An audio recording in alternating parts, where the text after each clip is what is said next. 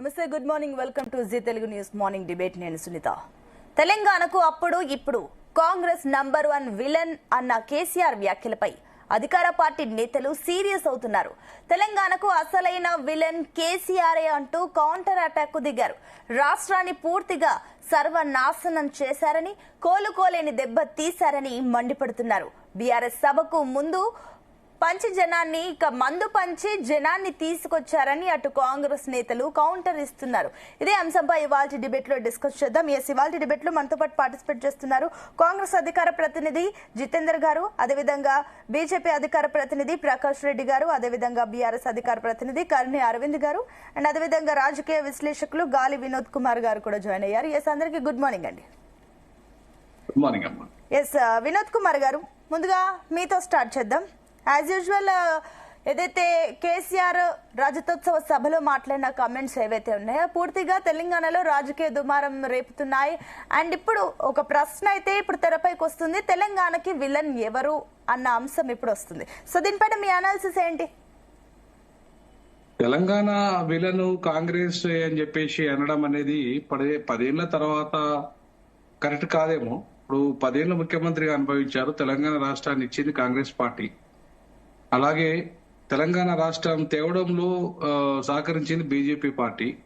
అలాగే ఉద్యమం చేసింది బీఆర్ఎస్ పార్టీ. కాకపోతే అన్ని పార్టీల యొక్క పోరాట ఫలితంగానే ఇవాళ తెలంగాణ వచ్చింది తప్ప ఒక్క కేసీఆర్ గారి వల్ల రాలేదు. ప్రజా ఉద్యమాల ద్వారా కూడా వచ్చింది. ప్రజా ఉద్యమాలు అత్యంత కీలకం. అందులో విద్యార్థులు, మరి మా ఉస్మానియా పొలేల పిల్లలైతే మరి మేమంతా కూడా ఉద్యమంలో అత్యంత కీలకంగా పనిచేసిన వాళ్ళం. సో ఇవాళ విలన్ కాంగ్రెస్ పార్టీ తెలంగాణకు అనడం అనే దాన్ని నేనైతే పూర్తిగా సమర్థించాను. ఎందుకంటే కొన్ని విషయాలు కావచ్చు, అంటే డిక్లేర్ చేసిన తర్వాత తెలంగాణ అనౌన్స్ చేసిన తర్వాత కొంచెం లేట్ గా ఇచ్చిన కారణంగా 1200 మంది విద్యార్థులు బలిదానాలు అయినాయి. కాబట్టి ఖచ్చితంగా ఆ కోణంలో నుంచి తెలంగాణ విలన్ అని చెప్పేసి అనే ఆస్కారం ఉంది. కాకపోతే అది అయిపోయిన చరిత్ర, అది గత చరిత్ర. అది ఇక దాన్ని మళ్ళీ తిరిగి 10 ఏళ్ల తర్వాత సోనియా గాంధీ గారి దగ్గరికి వెళ్ళేసి తెలంగాణ వచ్చిన తర్వాత ఫ్యామిలీ అంతా వెళ్ళేసి కాలు మొక్కి ఆశీస్సులు తీసుకొని వచ్చి కాంగ్రెస్ పార్టీలో విలీనం చేస్తామని చెప్పి చేయకుండా సరే తన సొంత పార్టీ డెవలప్ చేసుకున్నారు కేసీఆర్ గారు. 25 ఏళ్ళు అవుతుంది. సరే తెలంగాణ అస్తిత్వ పార్టీ కాబట్టి తెలంగాణలో ఖచ్చితంగా ఆ పార్టీని 10 ఏళ్ళు ప్రజలు ఆదరించారు. తర్వాత వారు చేసిన అవినీతి కారణంగా కావచ్చు, ఇంకా మిగతా కారణాలు కావచ్చు, దూరం పెట్టారు. సో బట్ ఒక్క కాంగ్రెస్ ను టార్గెట్ చేసి అదే విలన్ అని చెప్పేసి అనడం కరెక్ట్ కాదని నా ఉద్దేశం. అంటే వినోద్ కుమార్ గారు, బీజేపీని కూడా ఆయన టార్గెట్ చేశాడు. 11 సంవత్సరాల బీజేపీ పాలనలో 11 పైసలు కూడా ఇవ్వలే అన్నాడు. సో కాబట్టి అంటే 11 పైసలు కూడా బీజేపీ ఇవ్వలేదు. కాంగ్రెస్ పార్టీ ఆ రకంగా ద్రోహం చేస్తే బీజేపీ ఈ రకంగా ద్రోహం చేసింది. ఈ రెండు జాతీయ పార్టీలు ఈ రెండు కూడా ఇవాళ తెలంగాణకు అన్యాయం చేసినాయి అని చెప్పేసి మాట్లాడారు. సో కాబట్టి తెలంగాణకు అన్యాయం చేసింది ఈయననా లేకపోతే ఆ పార్టీలు అనే విషయాన్ని ఇవాళ అన్న బీజేపీ నుండి అన్న ఉన్నాడు కాబట్టి అన్న మాట్లాడతాడు. ఖచ్చితంగా కాంగ్రెస్ నుండి ఉన్నారు కాబట్టి వాళ్ళు మాట్లాడతారు, ప్రతినిధులు ఉన్నారు కాబట్టి. నేనేమంటానంటే కేసీఆర్ గారు చేసినంత ఆర్థిక విధ్వంసము ఎవరూ చేయలేదని చెప్పేసి రేవంత్ రెడ్డి గారు అంటున్నారు.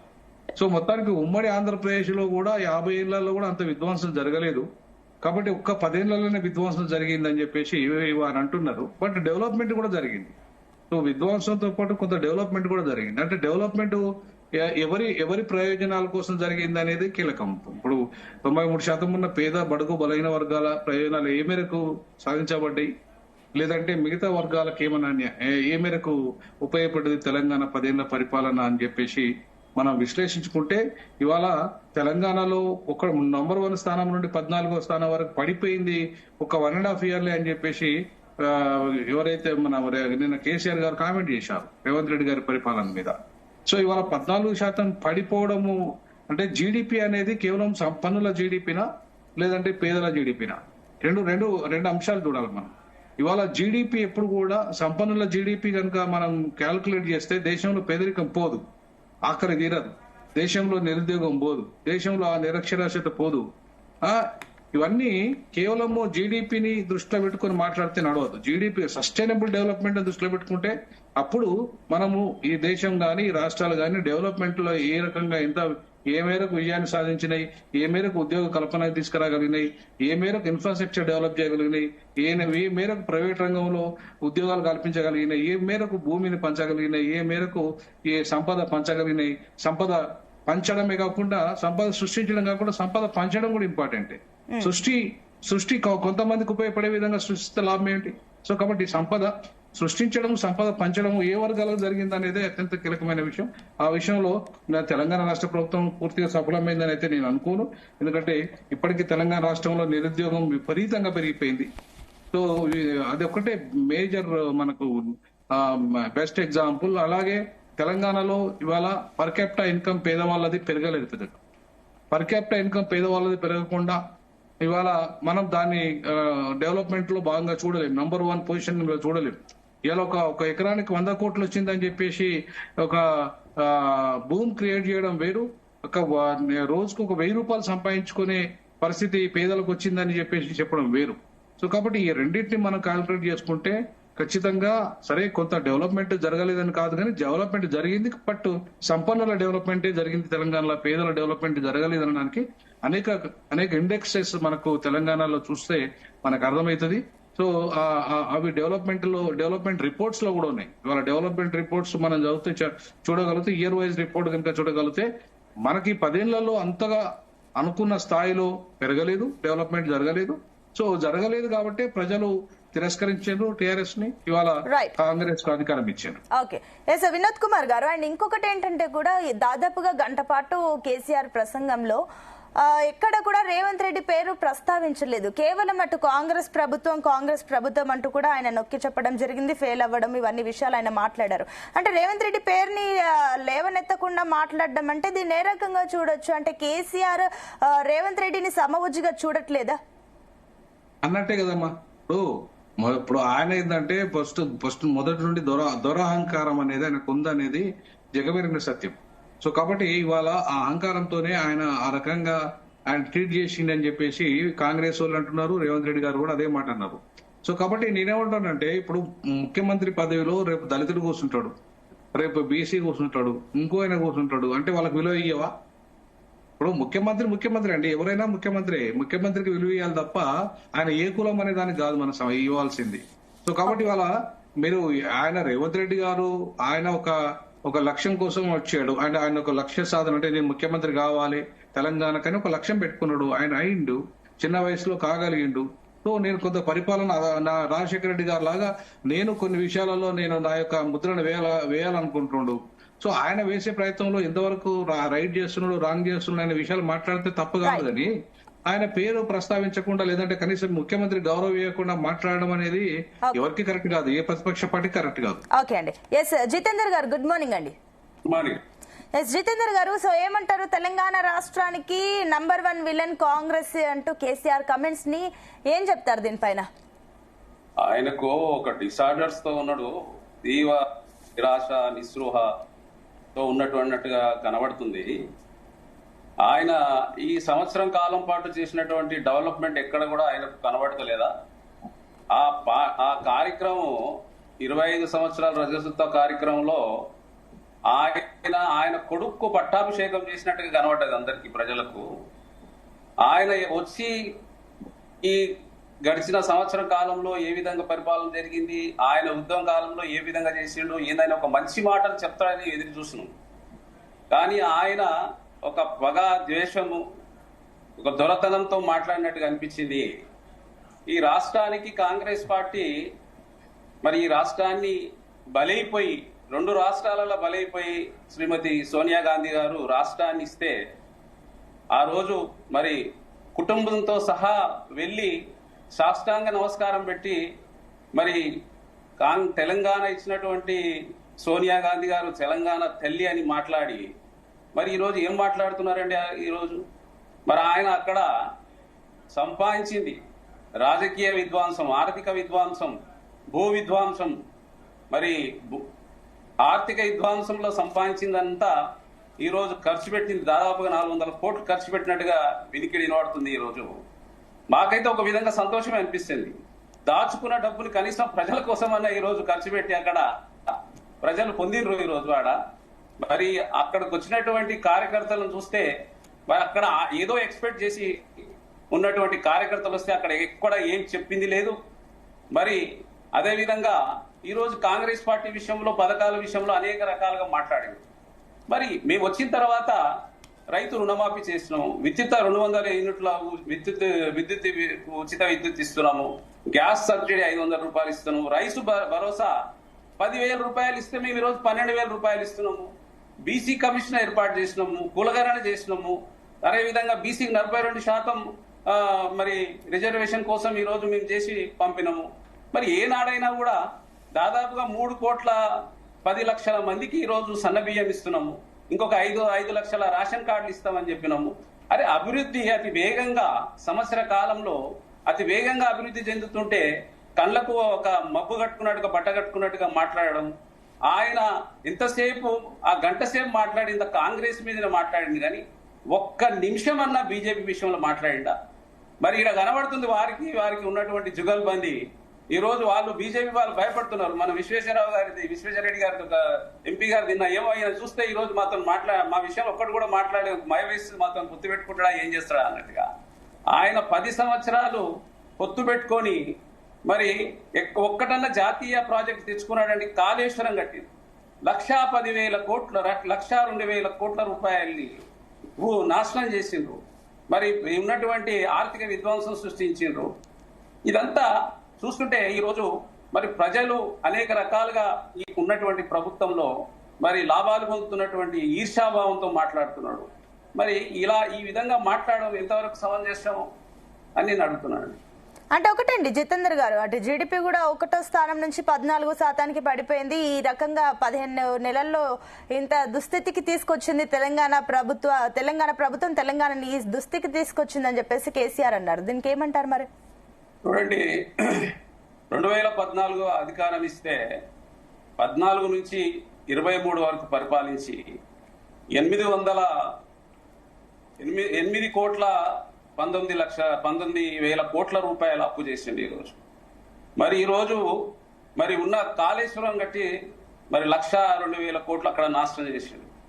ఉద్యోగాలు ఈరోజు పాపాన పోలేదు. ఎందుకంటే విద్యార్థులంతా ఈరోజు పాల్గొని ఈరోజు విద్యార్థులు తెచ్చుకున్నటువంటి ప్రభుత్వం, ఈరోజు పేదవాళ్ళు తెచ్చుకున్నటువంటి ప్రభుత్వం ఇది. వారికి ఈరోజు సన్న బియ్యం ఇస్తే ఓర్వలేకపోతున్నాడు. మరి కనీసం ఒక్కసారైనా మరి గడిచిన 10 సంవత్సరాలలో ఎక్కడన్నా కూడా పేదల కోసం మాట్లాడండి. ఎవరినన్నా కలిసిండండి? ఏ విలేకరునన్నా మాట్లాడనిచ్చిండా? ఎవరన్నా కలిసిండా? దొరపారిపాలన, అహంకార పరిపాలన రూపకంగా చేస్తే ఈ 10 సంవత్సరాలు జరిగిన విధ్వంసాన్ని ప్రజలు చీకొట్టి దించేశారండి. ఈరోజు ఆ ప్రెస్టేషన్ లో ఆయన ఏం మాట్లాడుతుండో అర్థం కావట్లేదు. ఆయనకు 25 సంవత్సరాల రాజ్యసభ సభ అంటే ఆ పార్టీ గురించి జరిగినటువంటి త్యాగాల గురించి ఏదో చెప్తాడు, లేదంటే ప్రజల కోసం ఏదైనా చెప్తాడు. ఆయన మొహానికి శాసనసభకు రావడమే ఇష్టం లేదు. ప్రతిపక్ష హోదా ఎందుకండి? వదలేమేనండి ఆయన ప్రతిపక్ష హోదా. సరే, సభ సక్సెస్ అయిందంటారా? నిన్న ఏదైతే మొన్న జరిగిన సభ సక్సెస్ అయిందంటారా? చూడండి, విధ్వంసకరంగా ఆర్థికంగా దోచుకున్నటువంటి పైసల్ని ఈరోజు ఒక బండికి 2,500 రూపాయలు, ఒక మనిషికి 500 రూపాయలు లిక్కరు, భోజనం, ఒక సంతోషం కూడా అనిపిస్తుంది. ఎందుకంటే దోచిన సొమ్ము ప్రజలకైతే తెలంగాణ ప్రజలైతే తిన్నారు. ఈ రోజు ఎవరు ప్రజలు విశ్వసించే స్థాయిలో లేరు. ఆయన ఏదైనా సబ్జెక్టు మాట్లాడగలిగిందండి? కొడుకు అల్లుడు మాట్లాడించినట్టు మాటలే మాట్లాడింది తప్ప ఎక్కడన్నా కొత్త సబ్జెక్ట్ ఏమైనా ఉందా చెప్పండి? పాత సారాన్ని కొత్త సీసాలో పోసినట్టుగా ఉంది తప్ప మేము కూడా సరే 80,000 పుస్తకాలు చదివినటువంటి వ్యక్తి ఏదైనా చేస్తాడేమో చెప్తాడేమో ఈ రాష్ట్రానికి అన్నట్టుగా ఎదురు చూస్తున్నామండి. అక్కడ ఎంత గాలి, ఎంతసేపు అక్కస్సు కాంగ్రెస్ పార్టీ మీద ప్రభుత్వం కోల్పోయిన దాని మీద డిసార్డర్స్ తో మాట్లాడినట్టుగా అనిపించింది మాకే. రైట్, ఓకే అండి. ఎస్ ప్రకాష్ రెడ్డి గారు, గుడ్ మార్నింగ్ అండి. ఎస్ ప్రకాష్ రెడ్డి గారు, సో ఏంటి ఏదైతే రజతోత్సవ సభలో కేసీఆర్ కమెంట్స్ ని ఏమంటారు? అటు కాంగ్రెస్ పార్టీ #1 విలన్ గా ఆయన అన్నారు. అండ్ ఇంకొకటి దాదాపుగా 57 నిమిషాల ప్రసంగంలో కూడా అంతసేపు వాళ్ళ ఉద్యమం కోసము అండ్ అదేవిధంగా వాళ్ళ పాలన అండ్ అదేవిధంగా ఇప్పుడు ప్రస్తుత పాలనకు సంబంధించి మాట్లాడడం అయితే జరిగింది. కానీ బీజేపీ గురించి పక్కన పెట్టేసినట్టు అని కమెంట్లు వస్తున్నాయి. బీజేపీని పూర్తిగా కేసీఆర్ పక్కన పెట్టేశారా? అసలు బీజేపీని ఆయన పరిగణనలోకి తీసుకోవట్లేదా ఏంటి? ఏమంటారు? మరోపక్క ఇందాక జితేందర్ గారు చెప్తున్నారు బీజేపీ బీఆర్ఎస్ 2 ఒకటే కాబట్టి ఆయన ఎక్కువగా మాట్లాడలేదని. ఏమంటారు? మేడం ఇప్పుడు ముందు మీ పెద్దలందరికీ నమస్కారం.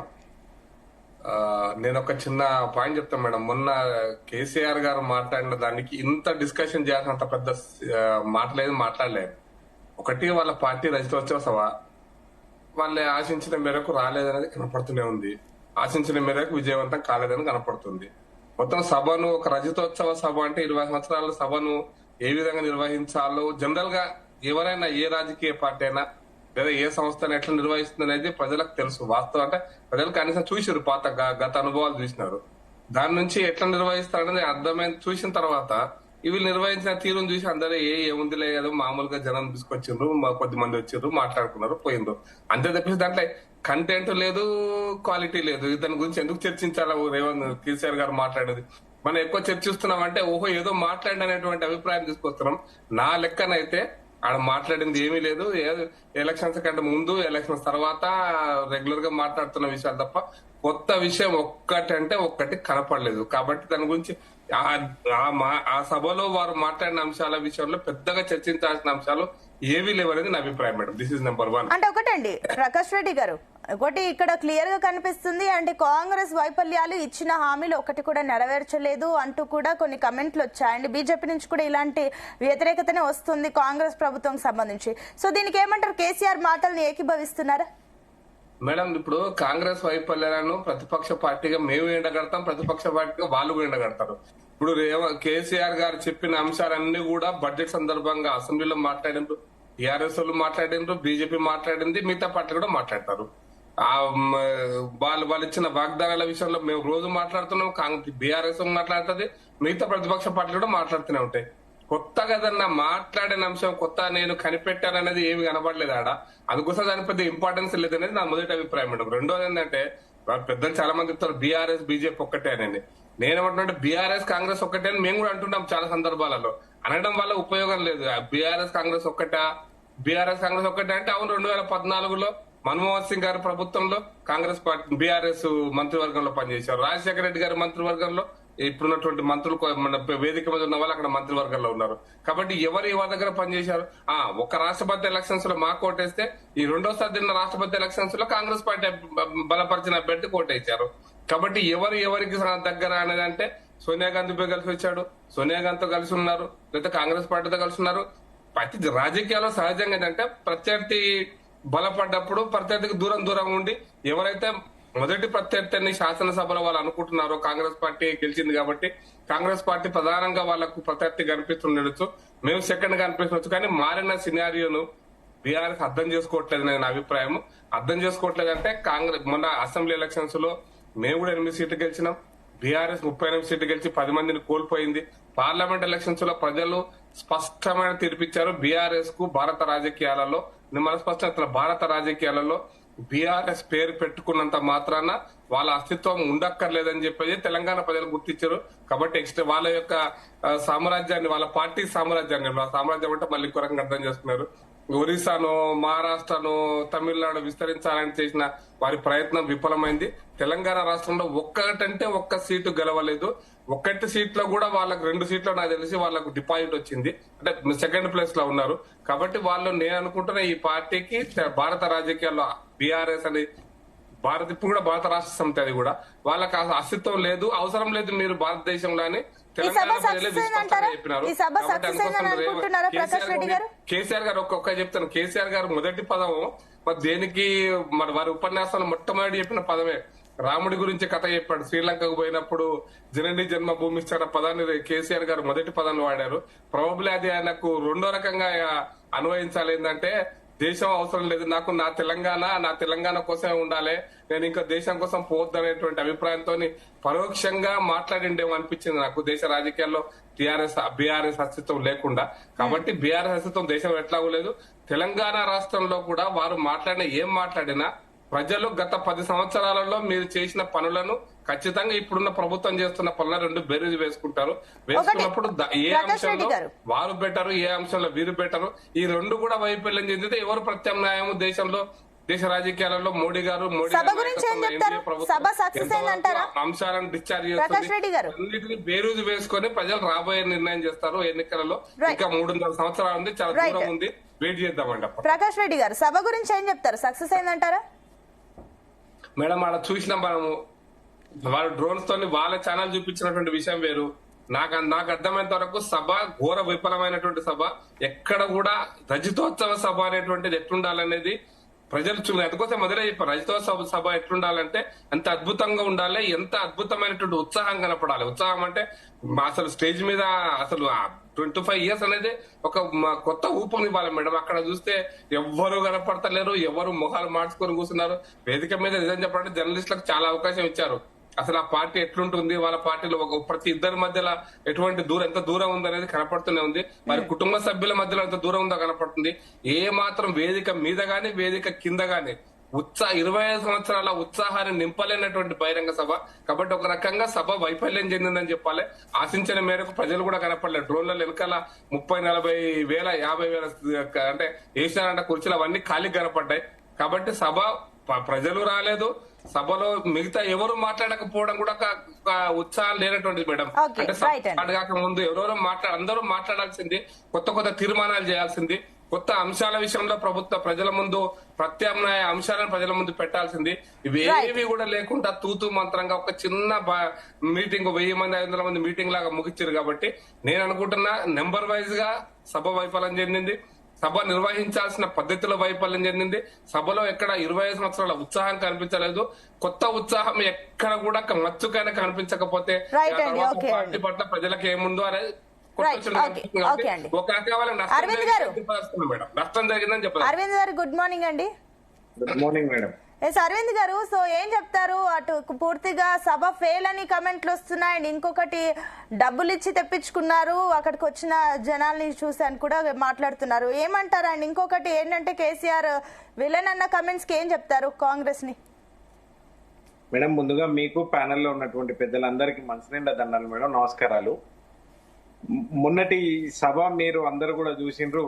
సరే వాళ్ళు పార్టీలో బీజేపీలో ఇంకొకరు కాంగ్రెస్ లో ఉన్నారు కాబట్టి ఆ పద్ధతిలో మాట్లాడుతూ ఉన్నారు. కానీ మొన్నటి రజతోత్సవ సభ నా పూతో నా భవిష్యత్ అనేటువంటి పద్ధతిలా, రజతోత్సవ లేకుంటే విజయోత్సవ అనేటువంటి పద్ధతిల గొప్పగా జరిగింది అనేటువంటి పద్ధతిల అన్ని పార్టీలకు సంబంధించినటువంటి నాయకులు అందరూ కూడా కేసీఆర్ గారు మాట్లాడేటువంటి మాటలకు ఎదురు చూసినటువంటి వైనాన్ని అన్ని రాజకీయ పార్టీలందరూ కూడా టీవీల ముందల కూర్చొని ఇంత గొప్పగా, నాకు తెలిసైతే తెలంగాణలో గొప్ప సభ ఇవాళ దాదాపుగా 12 లక్షల పైచిలుకు మంది దీంట్లో పాల్గొన్నటువంటి నేపథ్యం ఉంది మేడం. ఎర్రని ఎండకు కూడా వాళ్ళు ఎర్రని ఎండని సైతం లెక్క చేయకుండా దాదాపుగా 5 గంటల పాటు కేసీఆర్ గారి రాక కోసం, కేసీఆర్ గారి మాటల కోసం ఎదురు చూసినటువంటి గులాబీ దండు, గులాబీ కార్యకర్తలందరూ కూడా ఒక కారణ జన్ముడు ఒక కార్యాన్ని ఎత్తుకుంటే, కార్యాన్ని ఎత్తుకుంటే పంచభూతాలు కూడా సహకరించినటువంటి నేపథ్యం మొన్నటి సభలో మీరందరూ కూడా చూసిండ్రు. వరంగల్లో ఉన్నటువంటి వాతావరణం అంటే కొద్దిగా చల్లగా ఉన్నటువంటి దాన్ని ఎక్కువ సంఖ్యలో కూడా చల్లగా ఉన్నందుకు కొద్దిగా ఎక్కువ సంఖ్యలో కూడా వచ్చినటువంటి నేపథ్యం అయితే కనిపించింది.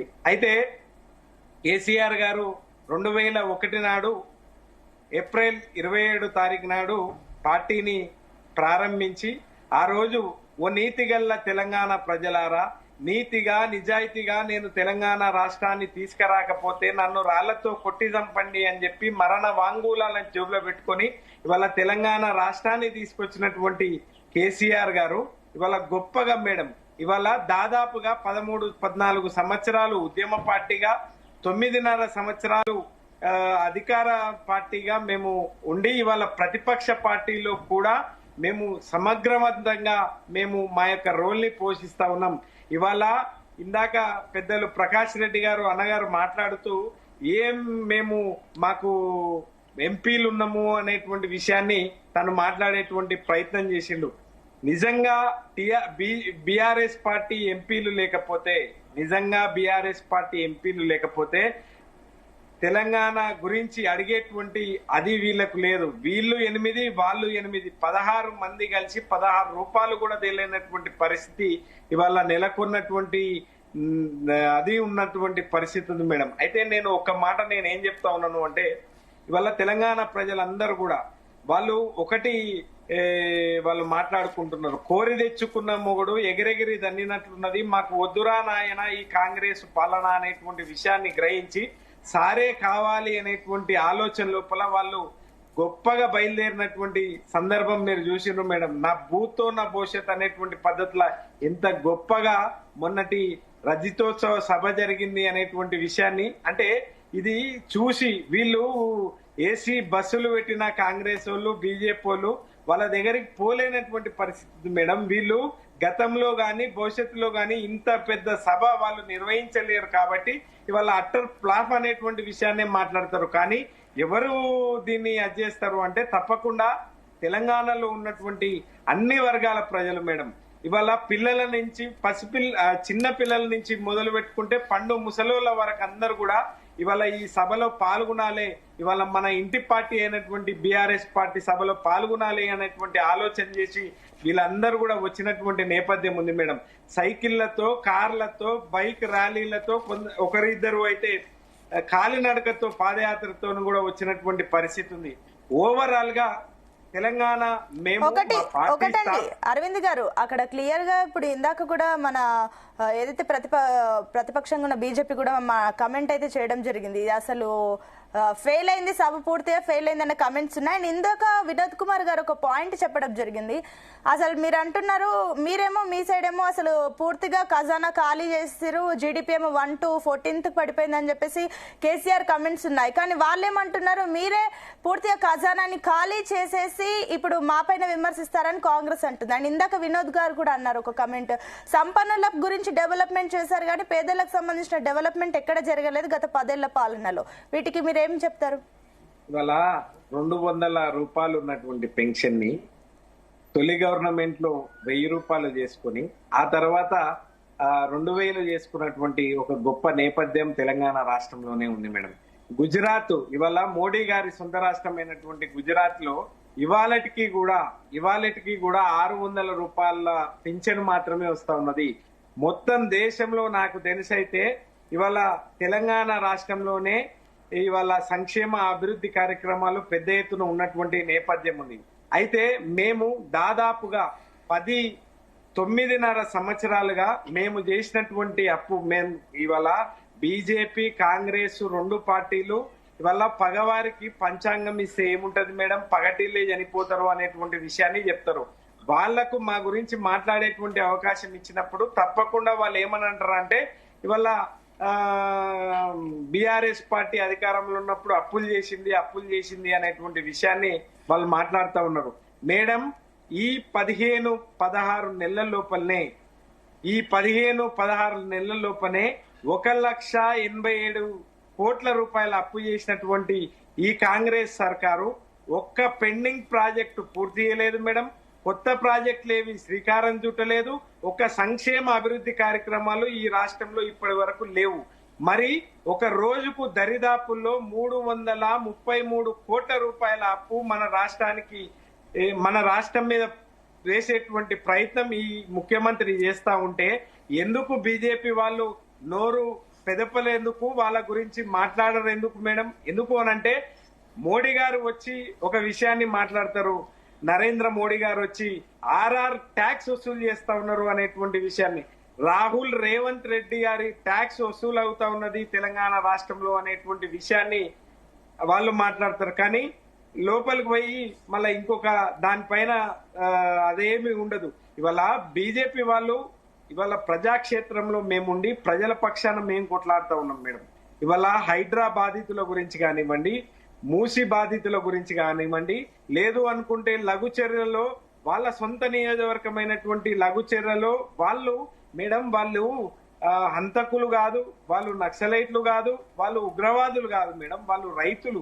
మేము మీకు ఫార్మాకి మేము భూములు ఇయ్యము సుమా అంటే వాళ్ళని దాదాపుగా 40 రోజుల పైచులకు ఇవాళ జైళ్లలో పెట్టినటువంటి నేపథ్యం ఉంది.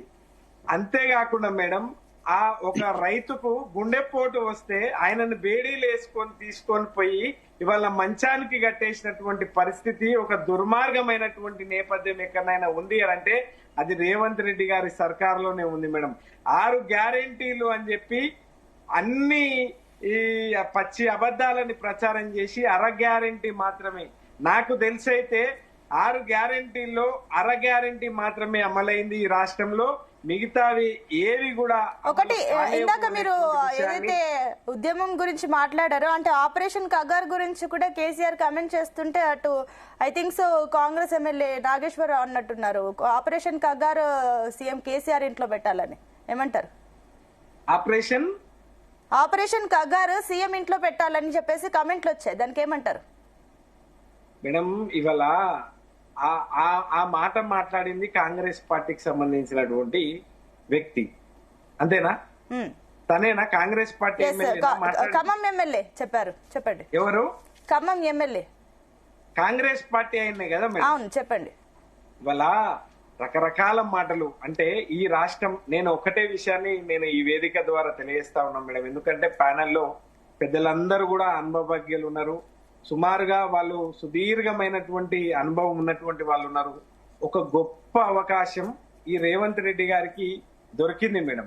ఈ అవకాశాన్ని తను ఒక గొప్పగా యూటిలైజ్ చేసుకోవాల్సినటువంటి అవసరం ఉంటది. ఇవాళ 10 సంవత్సరాల పాటు కేసీఆర్ గారు చేసినటువంటి దానికంటే ఎక్కువ చేసి వాళ్ళు కేసీఆర్ గారు 2000 పింఛన్ ఇస్తే నువ్వు చెప్పినట్టు ఇంకా ఎక్కువ ఇచ్చి చూపించి కేసీఆర్ గారు దాదాపుగా నాకు తెలిసి అయితే ఆయన 10,000 ఇస్తా అంటే ఈయన 15,000 ఇస్తాను అని, అవన్నీ కూడా నువ్వు ఏదైతే తులం బంగారం ఇస్తామన్నామో కళ్యాణ లక్ష్మితో పాటు ఇవన్నీ కూడా నువ్వు ఇచ్చి ప్రజల మనసు గెలుచుకోవాలి అనేటువంటి విషయాన్ని ఇవాళ క్షేత్ర స్థాయిలో ఉన్నటువంటి ప్రజలందరూ కూడా మాట్లాడుకుంటారు.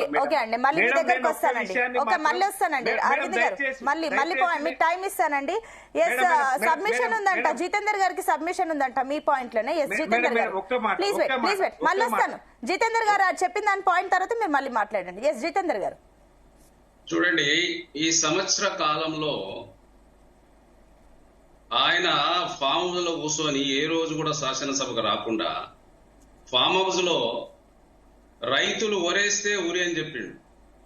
150 ఎకరాలలో ఒరేసుకొని 4,000 క్వింటాల లెక్క ఆ వడ్లు అమ్ముకొని, మరి అదేవిధంగా ఈరోజు కాంగ్రెస్ పార్టీ 16 నెలల్లో ఏం చేసిందంటే రైతు రుణమాఫీ 10,000 ఇస్తే మేము 12,000 ఇవ్వగలిగినాం. దేశంలో 2 లక్షల రూపాయలు రుణమాఫీ చేసింది కాంగ్రెస్ పార్టీ ప్రభుత్వమే. ఉచిత విద్యుత్ 200 యూనిట్లు ఇచ్చినాము. మహిళలకు ఈ రోజు బస్సులో ఉచిత సౌకర్యం ఇస్తున్నాము. గ్యాస్ సబ్సిడీ 500 రూపాయలు ఇస్తున్నాము. రైతు బీసీ కమిషన్ ఏర్పాటు చేసినాము. కులగణన చేసిండ్రండి. ఎప్పుడన్నా బయట పెట్టిండ్రండి కులగణన? బీసీలు ఎంతమంది ఉందో, ఎస్సీలు ఎంతమంది ఉండ్రు, ఎవరు ఎంతమంది చేయగలిగినరా? మరి అదే విధంగా రైతు కమిషన్ ఏర్పాటు చేసినాము, విద్యా కమిషన్ ఏర్పాటు చేసినాము, రైతు కూలీల రైతు భరోసా ఏర్పాటు చేసినాము. సంవత్సరంలో 55,000 ఉద్యోగాలు ఇచ్చినాము. తెలంగాణ ప్రభుత్వం ఏర్పడిన తర్వాత డిఎస్పీ వేయడం జరిగింది. గ్రూప్ 1 పరీక్షలు సక్సెస్ చేయగలిగినాము. ఎస్సీ వర్గీకరణ, ఎప్పుడైనా ఎస్సీ వర్గీకరణ గురించి మాట్లాడాడండి? ఎస్సీల కోసం 10 లక్షల రూపాయలు ఇస్తే వాళ్ళ జీవితాలు మారిపోతాయండి? ఎంతసేపు చేపలు, బర్రెలు, గొర్రెలు ఇస్తే సరిపోతుందా? విద్య విషయంలో విధ్వంసం జరిగింది. విద్యలో గురుకుల పాఠశాలలు ఏర్పాటు చేసిండ్రు. గురుకుల పాఠశాలలు ఎక్కడ పోయినాయండి? ఈ రోజు రాష్ట్రంలో విద్య విషయంలో 10 సంవత్సరాల విధ్వంసం జరిగింది. ఎక్కడ కూడా అక్కడ ఉన్నటువంటి చదువుకుంటున్నటువంటి ఆడపిల్లలకు టాయిలెట్స్ లేవు, ఒక ఆయా లేదు. ఆ రోజు గురుకులాలు ఏర్పాటు చేస్తే గురుకులాల ఉన్నటువంటి ప్రిన్సిపాల్ వచ్చినప్పటి నుంచి వాళ్ళకి ఏముండి పెట్టాలి, అలా మరి ఎలా ఉన్నారు, ఏమున్నారు తప్ప ఎక్కడ విద్యా వ్యాప్తి చెందిందండి? రాష్ట్ర వ్యాప్తంగా ఉన్నటువంటి విద్యా వ్యవస్థలో ఇన్ని గవర్నమెంట్ స్కూల్స్ ఉన్నాయి, 100 ఎకరాల భూములు ఉన్నాయి, కోట్లాది రూపాయలు పెట్టి మరి ఉన్నటువంటి ఈ గురుకులాలు పెట్టి మరి బడే బావుల్ని జారింది తప్ప ఎప్పుడైనా పేదవాళ్ళ కోసం మరి అదే సమాంతర భావంతో స్కూల్స్ డెవలప్ చేసి, విద్యను డెవలప్ చేసి, ప్రభుత్వంలో ఉన్నటువంటి భూముల్ని ఒక్కొక్క స్కూల్ కి కనీసం 5 ఎకరాలు 10 ఎకరాలు ఉన్న స్కూళ్లలో ఆ బిల్డింగ్స్ డెవలప్ చేసేసి అందులో పెట్టొచ్చు కదా. అక్కడ ఏం చేసినా ప్రాబ్లం లేదు. మరి అదే విధంగా 25 లక్షల మంది రుణమాఫీ చేసినాము. మరి దాని కింద తర్వాత మరి తెలంగాణ అని తెలంగాణ తల్లి విగ్రహం పెట్టలేకపోయినరు, తెలంగాణ గీతాన్ని కూడా చేసుకోలేకపోయినరు. మరి అదే విధంగా సంక్షేమ హాస్టళ్లకు క్రెడిట్ ఛార్జెస్, కాస్మెటిక్స్ ఛార్జెస్ పెంచగలిగినాము. మరి ఆ పిల్లల కోసం ప్రతి నెల మటన్ పెట్టగలిగినాము. మరి ఈ రోజు రాష్ట్రంలో సంవత్సర కాలంలో పెట్టుబడులు అంతకుముందు దావోస్ నుంచి 178 కోట్లు, మొన్న పోయినటువంటి రేవంత్ రెడ్డి గారు 1500 కోట్ల రూపాయలు పెట్టుబడులు. ఈ పెట్టుబడులు వస్తుంటే ఆశ్చర్యపోతున్నారు. ఒకటండి జితేందర్ గారు, మీరు ఇందాక గురుకులాల గురించి లేవనెత్తారు కాబట్టి ఒక ప్రశ్న. మీరు ఇప్పుడు ఏదైతే మరి వాటిని దాదాపుగా 5 నుంచి 10 ఎకరాల వరకు ఖాళీగా ఉండి వాటిని డెవలప్ చేయొచ్చు కదా అని అంటున్నారు. సో మరి మీరెందుకు చేయలేకపోతున్నారు ఆ డెవలప్మెంట్? చూడండి, ఆ రోజు మేము ఉన్నంత స్కూల్స్ కట్టించినాము. విద్య విషయంలో ఆ రోజు ఫీజు రీఇంబర్స్మెంట్ స్టార్ట్ చేసేయగలిగినాము. ఆ రోజు రాజశేఖర రెడ్డి గారు స్కూల్స్ విషయం గానీ, విద్య విషయంలో గానీ, ఆరోగ్య విషయం గానీ అనేక రంగాలు గడిచినటువంటి మరి ఉన్న సమయంలో 5 సంవత్సరాలు రాజశేఖర రెడ్డి గారు మరి కిరణ్ కుమార్ రెడ్డి గారు వచ్చినప్పుడు అనేక రకాలుగా విద్య, వైద్యం, ఉద్యోగాలు అన్ని రకాలుగా మేము డెవలప్ చేయగలిగినాం కదా. ఇప్పుడు ఎందుకు దాన్ని రీడెవలప్మెంట్ చేయొచ్చు కదా, ఇంటిగ్రేటెడ్ స్కూల్స్ అని వాటికి అన్ని కోట్లు ఖర్చు చేసే బదులు అక్కడ ఉన్న ప్రాంత స్కూల్స్ నే మీరు కొన్ని 1-2 కోట్లు పెట్టి కూడా బాగా డెవలప్ చేయొచ్చు కదా అన్న విమర్శలు వస్తున్నాయి. ఇప్పుడు దానికోసమే కదా ఈ పర్మనెంట్ స్ట్రక్చర్స్ తోటే వస్తున్నాం కదా మేము ఈ రోజు. పర్మనెంట్ స్ట్రక్చర్స్ మరి ఇక్కడనేమో అన్ని ఇప్పుడు గురుకులాల పాఠశాలలు స్టార్ట్ చేసింది ఎక్కడండి? మొత్తం అంతా రెంట్స్ 80% రెంట్లలోనే ఉన్నారు ఇప్పుడు ఈ రోజు గురుకుల పాఠశాలలు. ఇట్లా చెప్పుకుంటూ పోతే 1వ తారీఖు ఎప్పుడైనా జీతాలు ఇచ్చినరా అండి వీళ్ళు? ఈ రోజు 1వ తారీఖు జీతాలు ఇస్తున్నాం. 8 కోట్ల పైచీలకు 8 లక్షల పైచీలకు వీళ్ళు అప్పులు చేసిండ్రు రాష్ట్రానికి. వారు ఉన్నటువంటి 14 నుంచి 15 సంవత్సరం వరకు ఏం డెవలప్మెంట్ చేసిరు, ఎన్ని అప్పులు తెచ్చిరు, ఏం చేసిరో చర్చకు వస్తారండి వీళ్ళు. సరే, కేసీఆర్ ప్రశ్నలకు మీ సమాధానం ఏంటి? ఏదైతే 16 నెలల టైంలో కేసీఆర్ ఏవైతే కమెంట్స్ చేశారో 16 నెలల్లో పూర్తిగా కాంగ్రెస్ గవర్నమెంట్ ఫెయిల్ అయ్యింది, ఎక్కడా కూడా మీరు ఇచ్చిన హామీల్లో ఏది కూడా సక్రమంగా అమలు చేయలేదు, పూర్తి స్థాయిలో కాలేదు. మహాలక్ష్మి అన్నారు, అది మహిళల మధ్య గొడవ తప్ప ఏది లేదు. ఏదైతే అదేవిధంగా కళ్యాణ లక్ష్మి, షాదీ ముబారక్ సంబంధించి కూడా మీరు తుల్లం బంగారం అన్నారు, అన్ని పక్కన పెట్టేశారు. ఇవన్నీ కమెంట్లు, దానిపైన మీరు ఏమంటారు? కేసీఆర్ కమెంట్స్ కి మీరు ఫెయిలియర్ అయినట్టేనా? ఫెయిల్యూర్ ఎక్కడైనామండి. ఇప్పుడు 16 నెలల కాలం అయింది. ఈ 16 నెలల్లో రైతులు, విద్యార్థులు ఆరోగ్య పరంగా అన్ని రకాలుగా సంక్షేమం కోసం పనిచేస్తున్నాం కదండి. ఇంకా సమయం ఉంది కదా మా దగ్గర. ఆ సమయం ప్రకారంగా అన్ని పూర్తి చేస్తాం ఒక్కొక్కటి. ఈ 16 నెలల్లో మేము చేసినటువంటి అనేక రకాల దాదాపుగా 35-36 సమస్యలు పరిష్కరించగలిగినాము. ఇంకా పరిష్కరిస్తాము. పరిష్కరించకపోవడం అనేదే ఉండదు. ఆయన రాజకీయ విధ్వంసం అంటాడు. ఇప్పుడు మొన్న జరిగినటువంటి సభలో బస్సులు ఇవ్వలేదంటాడు. అరే బస్సులు చూడు, అడిగిన జాగాల్లో బస్సులు ఇచ్చినామండి. ఎంత క్లీన్ గా మేము రాజకీయం చేస్తున్నాం. ఆ రోజు ఒక సభ పెట్టుకోవాలనుకుంటే ఒక్క ఆర్టీసీ బస్సు ఇవ్వగలిగిందా అండి? అందరిని బెదిరించడము రకరకాల. ఈ రోజు సభకు మేము సహకరించిన మటుకు అంత మట్టుకన రాగలిగారు. మేము సభని సహకరించకపోతే ఆ సభ జరిగేదేనా? ఎక్కడ జరుగుతుందండి వాళ్ళది? ఎంతసేపు ఎందుకు శాసనసభకు రాడండి ప్రతిపక్ష నాయకుడు? నాయకుడు అనేవాడు శాసనసభ. అరవింద్ గారికి సబ్మిషన్ ఉందంట అండి. జితేందర్ గారు, మీ పాయింట్ పైన సబ్మిషన్ ఉందంట. ఎస్, అరవింద్ గారు చెప్పండి. మేడం, దయచేసి పెద్దలు అన్నగారికి ఒక 2-3 ప్రశ్నలు సూటిగా మీ ద్వారా అడగదలుచుకున్నా. ఇవాళ 18 సంవత్సరాలు నిండినటువంటి ఆడబిడ్డకు 2500 రూపాయలు ఇస్తాను అనేటువంటి విషయాన్ని రేవంత్ రెడ్డి గారు చెప్పిండ్రు. ఈ రాష్ట్రంలో ఒక్కరికైనా 2500 రూపాయలు వచ్చినాయా? అవ్వా తాతలకు 4000 రూపాయల పింఛన్ ఇస్తాను అనేటువంటి విషయం చెప్పిండ్రు. ఈ రాష్ట్రంలో ఒక్కరికైనా అవ్వా తాతలకు 4000 రూపాయల పెన్షన్ వచ్చిందా? ఇవాళ రైతు బంధుకు 15,000 రూపాయలు ఇస్తాను అనేటువంటి విషయం చెప్పిండ్రు. ఈ రాష్ట్రంలో ఉన్నటువంటి ఒక్క రైతుకైనా 15,000 రూపాయలు ఎక్కడైనా వచ్చినాయా? అంతేకాకుండా ఇవాళ దళిత బంధు వాళ్ళు 10 లక్షలు ఇస్తే మేము 12 లక్షలు ఇస్తాము అనేటువంటి విషయం చెప్పిండు. ఈ రాష్ట్రంలో ఉన్నటువంటి ఒక్క దళితునికైనా ఇవాళ 12 లక్షల రూపాయలు వచ్చినాయా? అంతేకాకుండా ఇవాళ విద్యార్థులకు స్కూటీలు అనేటువంటి విషయం చెప్పిండు. ఈ రాష్ట్రంలో ఉన్నటువంటి ఒక్క విద్యార్థికైనా స్కూటీలు వచ్చినాయా అనేటువంటి విషయాన్ని సరే నేను అడుగుతా సరే ఉన్నాను. మీరు అడిగిన ఇట్లా పాయింట్ కి ఆయన సమాధానం చెప్తారు. 400 జితేందర్ గారు అడిగిన ప్రశ్నలకి మీరేమంటారు? ఇందాక ఆయన ఒక కమెంట్, ఇందాక ఒక ప్రశ్న అడిగారండి, ఇందాక ఒక ప్రశ్న అడిగారు. మీరు అంటున్నారేమో తెలంగాణ గడ్డ కోసం మేము ఉద్యమం చేశాము, తెలంగాణ రాష్ట్రాన్ని సాధించాము, అదే తరుణంలో మీరు రజతోత్సవం కూడా చేసుకున్నారు, కానీ ఇంతవరకు తెలంగాణ తల్లి విగ్రహం పెట్టలేదన్న కమెంట్ ని ఇందాక జితేందర్ గారు చెప్పారు. దానికి ఏమంటారు? మేడం, తెలంగాణ అంటేనే బతుకునిచ్చేటువంటి బతుకమ్మ గుర్తుకొస్తుంది మేడం. తెలంగాణ అంటేనే తల్లి గొప్పగా ఉండాలి అనేటువంటి విషయాన్ని ఏ బిడ్డ అయినా కోరుకుంటాడు మేడం. తల్లికి ఆభరణాలు ఉండాలి అని కోరుకుంటాడు. తర్వాత తల్లి గొప్పగా వర్ధిల్లాలి అనేటువంటి విషయాన్ని ఏ బిడ్డనైనా కోరుకుంటాడు మేడం. కానీ ఇక్కడ దౌర్భాగ్యమైనటువంటి నేపథ్యం ఏముంటది అనంటే, ఇవాళ ఒక చేతుల మొక్కజొన్నలు, ఒక చేతుల బతుకమ్మను పట్టుకొని వడ్డానాలతో కిరీటాలతో ఒక గొప్పగా వర్ధిల్లే దేవతలాగా వర్ధిల్లేటువంటి తల్లిని తీసేసి ఇవాళ చేతి గుర్తి తల్లిని పెట్టిండ్రు అనేటువంటి విషయాన్ని మాత్రం క్షేత్ర స్థాయిలో ఉన్నటువంటి ప్రతి ఒక్క బుద్ధిజీవులు, మేధావులు అందరూ కూడా మాట్లాడుకుంటున్నారు. మీరెందుకు పెట్టలేకపోయారు? మీకు కూడా టైం ఉండే కదా 10 ఏళ్లలో. మీరెందుకు ఇవాళ మేమేమంటా ఉన్నాము అంటే మేడం, ఇవాళ వీళ్ళు దయచేసి ఇవాళ జనాల వాడుక భాషలో ఏమని మాట్లాడుకుంటున్నారో అంటే, ఇవాళ రేవంత్ రెడ్డి గారు సర్కార్ ని నడుపుతలేదు, సర్కస్ ని నడుపుతున్నారు అనేటువంటి విషయాన్ని మాత్రం ఇవాళ క్షేత్ర స్థాయిలో మాట్లాడుతున్నటువంటి మాటలు ఉంది మేడం. దయచేసి ఇంకొకటి, ఇవాళ రైతులకు నేను ఇంకా చాలా విషయాలు మేడం, ఆయన మాట్లాడినటువంటి మాటలకు రైతుని రాజు చేసిన అంటుండు. ఒక్క రైతు అన్న, ఇవాళ ఈ రాష్ట్రంలో ఒక్క రైతు అన్న మేడం, నిజంగా ఎంత దౌర్భాగ్యం అంటే, గుప్పిచ్చి బోరు దుంకుతుంటే ఒక్కటన్న మడి సిక్కగా దరుస్తలేదు మేడం. సేతాన మేడుందిరా తెలంగాణ, సేలన్ని బీలాయారా అనేటువంటి పాటలు మళ్ళీ వాడుకున్నటువంటి నేపథ్యం ఉంది. ఇవాళ ఒకటా రెండా ఎట్లాంటి విధ్వంసం చేసింది మేడం. ఈయన దావోస్ కు వెళ్లి ఇవాళ ఎవరితోని ఒప్పందాలు కుదుర్కొని వచ్చిండు, ఏం తీసుకొచ్చిండు మేడం. ఇవాళ వేసవి కాలంలో మీలాంటి టీవీ ఛానల్లో ఇవాళ ఇన్వర్టర్లు, కన్వర్టర్లు 10 సంవత్సరాలలో చూసిండ్రా madam? You may see power cut in UK, but you cannot see power cut in Hyderabad, Telangana అనేటువంటి పద్ధతుల ఇవాళ గొప్పగా ఎర్ర బస్ నుంచి ఎలక్ట్రిక్ బస్ వరకు ఈ పాయింట్ ఏం చెప్తారు? అండ్ విద్యుత్, నీటి సరఫరా రైతులకు సంబంధించి కూడా పూర్తిగా మీరు విఫలమయ్యారు కాంగ్రెస్ ప్రభుత్వం అంటూ కమెంట్స్ వస్తున్నాయి.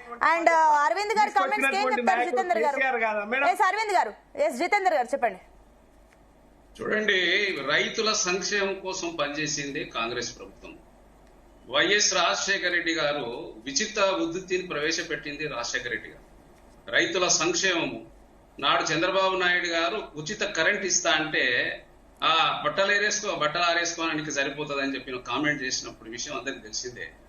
రైతు పండుగ చేసుకున్నాడు, వర్షాలు పడ్డాయి, నీళ్లు వచ్చినాయి, ప్రజలు సుఖశాంతులతో ఉన్నారు, పెన్షన్స్ ఇచ్చినాము, 200 పెన్షన్స్ ఇచ్చినా, రూపాయి ఇచ్చినా మేము ఇవ్వగలిగినాం కదండి. మేము స్టార్ట్ చేసిన పథకాలు అవన్నీ ప్రజల సంక్షేమం కోసము. రాజీవ్ ఆరోగ్యశ్రీ, ఒక మనిషి ఆరోగ్యపరంగా సమస్యలు వస్తే చనిపోయేవాడు. దేశంలో ఎక్కడ లేనటువంటి ఉన్న ఆరోగ్య పథకం అనేది ఆ రాజీవ్ ఆరోగ్యశ్రీ. ఆ రాజీవ్ ఆరోగ్యశ్రీని ఈ రోజు 10 లక్షలు చేయగలిగినది. ఆరోగ్యము, వైద్యము, విద్య అన్ని రంగాలలో నాడు చేసినటువంటి కాంగ్రెస్ ముఖ్యమంత్రులతో పాటు ఈ రోజు జరుగుతున్నటువంటి 16 నెలల్లో అనేక సంక్షేమం, ఉద్యోగాలు ఇవ్వగలిగినాము, వైద్యం చేపియగలుగుతున్నాము, చదువు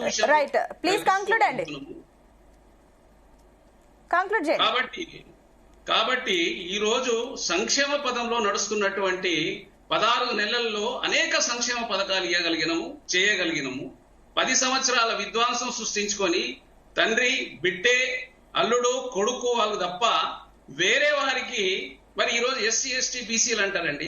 ఈ రోజు అదే వర్కింగ్ ప్రెసిడెంట్ అధ్యక్షుడు వేరే వాళ్ళని పెట్టొచ్చు కదండి. దళితుని ముఖ్యమంత్రి చేస్తా అన్నాడు, ఇంటికి ఒక ఉద్యోగాన్ని ఇస్తా అన్నాడు.